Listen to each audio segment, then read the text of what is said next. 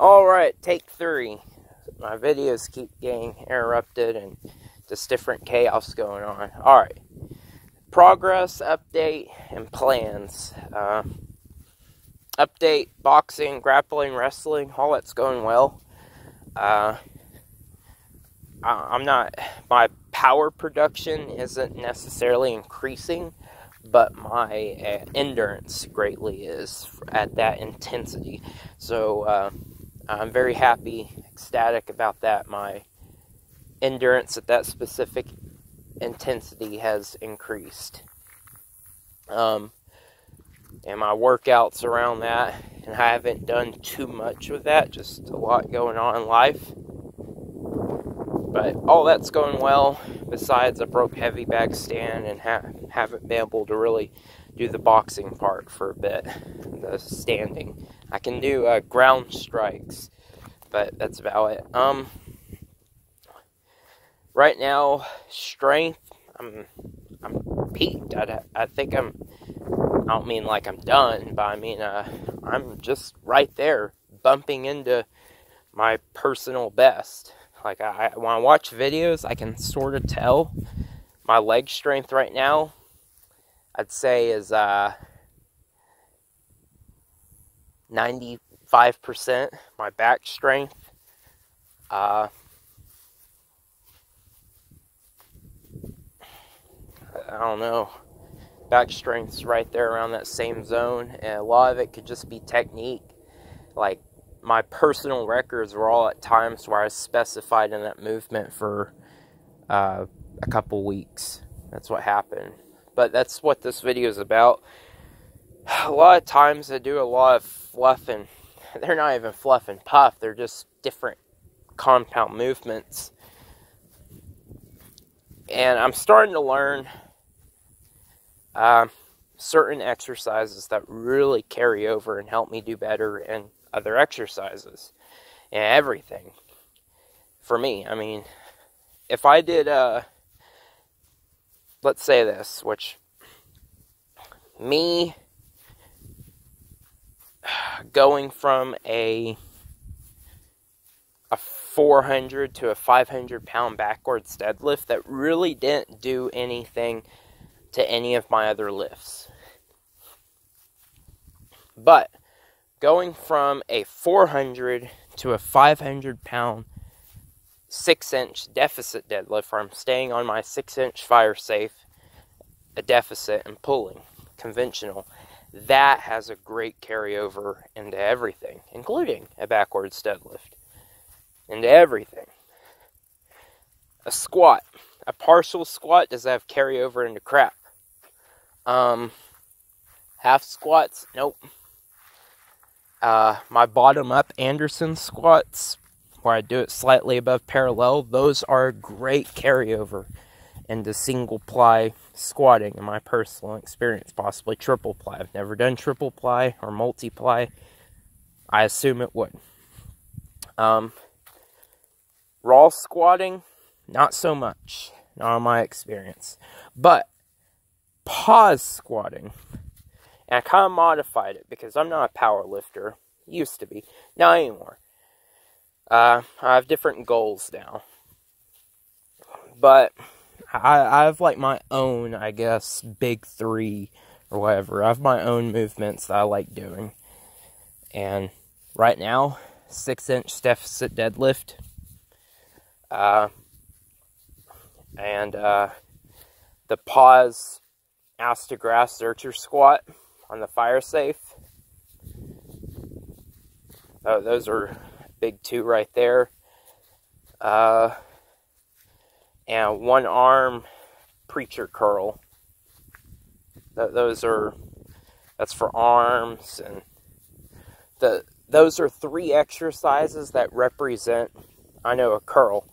But the thing is, the pressing, like with the bench press, all that gets, it's not as accurate because it depends on my body weight. But my body weight doesn't really control how much I'll curl on a preacher because I'm not swinging. And it's not 100% full range of motion the way I do it. But it's a good way to test my strength accurately and precisely, my upper body strength. As I could bench press more, I could typically curl more. But if I just gain extra weight and bench press more, no. Because I weighed like 230, could bench press well over 400. My half curl, like a tabletop curl, 150. Guess what? I lost like 30 pounds or so. I could still do the same weight on the curl. Couldn't bench press near as much as I could. That's what I've kind of noticed. Same today. Took a while, but my curling strength, I can half curl like a 150. I weigh a lot less, but guys, bench press what I once could? No. About 90% though. What else? But yeah, right now, I'm not even gonna peak. It's not even me peaking. It's, I'm gonna look at from a more gradual standpoint. I don't want to know what my max is. I don't want to know. I want to build up my deficit deadlift. I want to build up my Zercher squat. And I want to build up my single arm curl. Those are movements I want to build up. I don't want to test them. Not for a while. But I have trained those for maybe like month spurts where I train them for about 4 weeks, and then I would go like 6 months without and train it again for about 4 weeks. I'd like rotate my favorite exercises, but now I've kind of narrowed down the exercises. I kind of narrowed them down. Backwards deadlifts, I was good at them. Crap. Jefferson deadlifts, I was good at them. Crap. Rack pulls, good at them. Crap. Bent over rows, I'm good at them. They don't feel good on my back though. So the only time I'll do those is if I'm gonna test my strength, which I think my personal best was like 445. I think on a bent over row. About the same as my 6-inch deficit deadlift. I kind of have ratios. What I mean by ratios, proportions, is when my conventional deadlift with a singlet and a belt and on a good bar, like a Texas power bar or something, whatever they use at powerlifting meets in Texas. Because I noticed I could pull more on that bar than I could on a standard gym bar. That's what I noticed. Well, my 6-inch deficit deadlift is 400. And I have videos of this stuff at that same time. And the thing is, this is also me being at home, feeling comfortable and good. This isn't me being at a powerlifting meet, sweating my ass off, standing around there for 10 hours, and then doing squats and bench presses first, and then deadlifting. This isn't that. But I'd have to say, this is just me. If you look at other people, this really won't make too much sense, but at that time, my best 6-inch deficit deadlift was 400. My conventional deadlift, just 6 inches difference of range of motion, 580. But that's also with the belt. The 6-inch deficit, I didn't do it with the belt. It was beltless. I trained primarily beltless. And that's what it was. My Zercher squat. Alright, my best back squat, 630. So that was my best back squat. So keep that number in your head. My Zercher squat, going parallel, no belt, at the time, 455. That's what it was. Now, when I paused and went ass to grass, I did not have the fire safe at the time. Well, I did, but I didn't use it. I was at school doing this. Because I kind of compared. But when I paused at the bottom, my best, 365. So, parallel, 455. Parallel Zercher squat. Pause, ass to grass, like a 3 to 5 second pause, 365. And my max back squat at that time, regular back squat, this was with knee wraps, keep that in mind, knee wraps and belt, 630. Take out knee wraps and belt. Knee wraps didn't really help me that much. Belt, not so much either. I'd say I could get 600, no knee wraps and belt. So honestly, my Zercher squat, going parallel beltless, was about right at 3/4 of my back squat, maybe 80%. Now, or when I was peaked, at my peak, I could do a 425 pause ass to grass Zercher squat. But here's the thing. Does that mean that's a, what is that? That's 60 pounds more than what I was doing at powerlifting. Does that mean I could squat 60 pounds more than 630 than what I previously did? I don't know how you would want to look at it, by pounds or percentage, but does that mean that me being able to do 60 pounds more on that movement means that I could go and at powerlifting meet and squat 700 pounds, belt and knee wraps? No, it doesn't. I got stronger, but the thing is, I was also practicing that. When I was in powerlifting, I did Zercher squats more than I did back squats because it always didn't feel right. I didn't like having weight on my back, never did. And later I find out I had scoliosis, and that's why.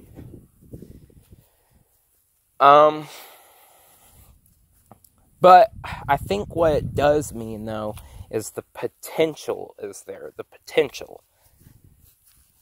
Like, if I really wanted to risk hurting my back and all that, this is me. This isn't anyone else. This is me.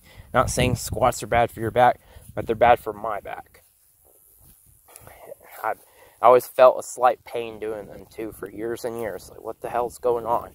It's not something I can fix.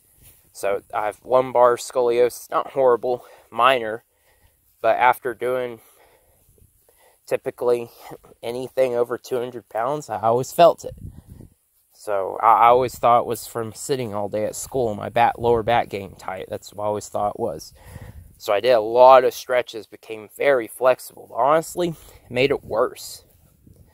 So making those muscles loosened up made things worse. Keep that in mind. What we got? But it's kind of like there's an old YouTube video like 10 years ago. Pat Mendez, an Olympic weightlifter, very strong, about close to peak strength. Could do an 800-pound ass to grass squat. Not paused, but you could kind of guesstimate that maybe the strongest Olympic weightlifter on the planet could maybe do it paused. He could maybe do like an 850 non-paused. These are just things to kind of look at. Because, like, I don't know what the raw, I think the squat record's like 1,050, I think. I might be wrong. That's with just belt and knee sleeves. That's going parallel. So, 1,050 parallel squat. And if you get the world's greatest Olympic weightlifter, he could do like an 850 ass to grass squat. That's kind of what I mean by ratios and proportions. Now, most people would say, oh yeah, you're going to do less weight on an ass to grass squat. I wouldn't be so sure about that.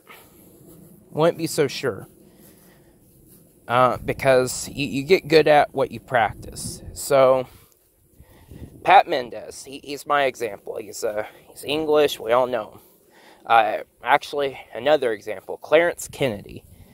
He's a very strong guy, not taking anything from him, nothing. A lot of respect for him. But I think I've seen him do like a 675-pound Aster-grass squat, okay? Without a belt, how much could he do with a belt and doing it powerlifting style? Honestly, you would I don't think he could do more. I think if he could, it'd be just like 700, maybe. But again, you're looking at a guy who can go Aster-grass, no belt, powerlifter, that's a cow doing that. But powerlifters who squat, me, I'll admit, belt might add a couple pounds. Some guys say it adds like 50 pounds. To me, maybe add like 20. But it might just be the fact I didn't have a lever belt. Just had a cheaper belt. Might be why.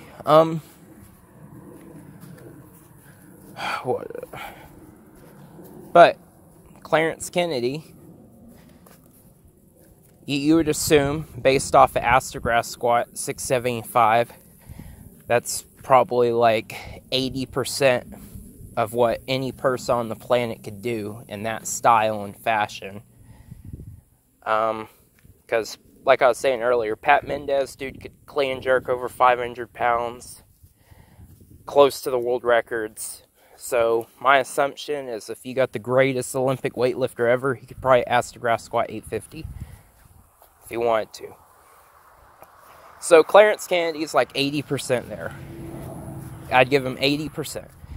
But does that mean he's 80% of the powerlifting squat world record, where you could stack on 840 pounds on his back and he could squat it, even with the belt, knee sleeves, and cutting his squat depth in half? Nope. He's not used to it. But the potential is there. The potential is there. I mean, I think he deadlifted like 750. Conventional deadlift is 750. A movement he doesn't even practice. Doesn't even practice it. He did 750. With no, I know like A. Hall's 1100. Not taking anything from him, but it's done in a lifting suit. Give Clarence Kennedy a lifting suit and probably make him do 780. So he's about 70%. He's about 70% of a world record, powerlifting world record. So yeah, 70% and maybe 1,050 squat.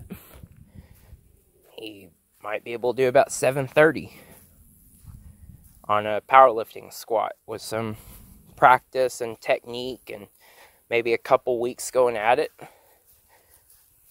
So I think Clarence Kennedy, if he spent a year training powerlifting seriously, really going after it, I think that dude could, I don't know, 800 deadlift, 800 squat, 1,600 right there. I think that dude could potentially set a world record in the 198. I think he could beat Jesse Norris's record, potentially. He has the potential for it. From looking at him, very athletic, very crazy, strong guy. Doesn't look like, he looks like a strong dude, but he's about twice as strong as he looks. But, yeah, I personally think he could be he might have better luck in powerlifting. I think he's pretty tapped out at Olympic weightlifting. It's that's just my opinion. But that's kind of what I mean by ratios and proportions. Like me, I tested it. I remember I was training. I didn't have a phone at the time to record. Just life was tough at the time. I did a 525 Aster-grass pause squat at the bottom. Not Zercher, but regular Aster-grass. And I went to the gym. and I wanted to test my strength because I didn't trust my rack to hold any more weight than that. So I went to the gym, tested my strength out, and I wanted to see how much I could do in a powerlifting squat. Keep in mind, I did 630 about a year and a half before this. I was still peak strength.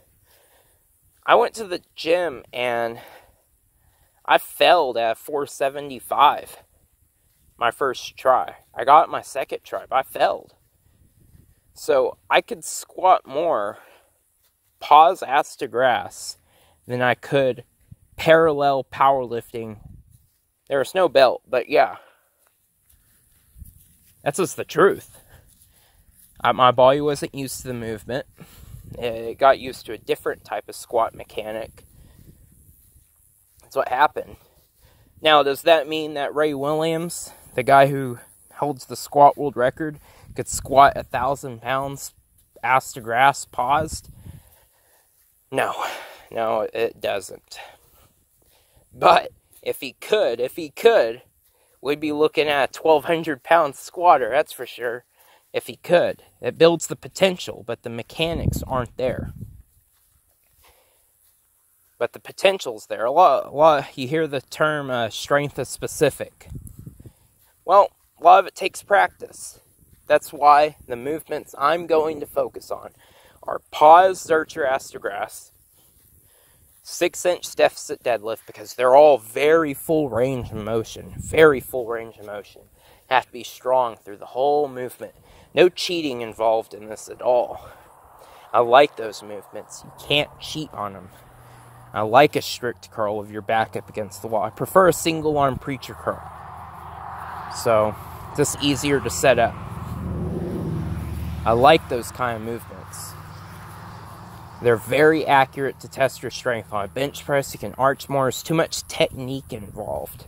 That's what I don't like about it. But standing on fire safe, 6 inches high and pulling, I like it. My feet are in the same position they can be. I can't put them anywhere else. For one. So yeah, just